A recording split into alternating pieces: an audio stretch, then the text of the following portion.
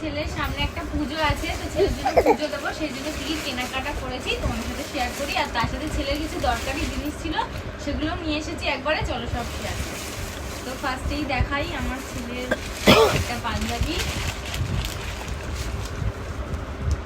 তো এটা পুজোর দিন পরবে না, এটা কোন দিন পরবে তোমরা যদি কেউ গেস করে থাকো কমেন্ট করে জানিও। তো সবাই বলো এটা কেমন হয়েছে। এটা গেল একটা।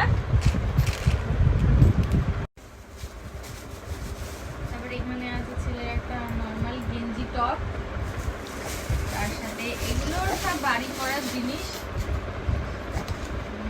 এইটা হচ্ছে, এই কালারটা আমার খুব ভালো লেগেছে।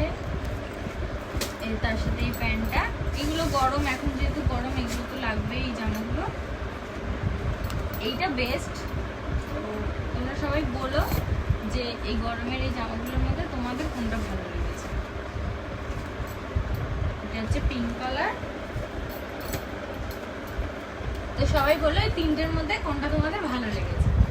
এবার চলো দেখাই আমার কিছু দরকারি জিনিস, যেমন পুজোতে লাগবে, কারণ ওখানে তো সায়া ব্লাউজ সবই নতুন পরবো শাড়ির সাথে।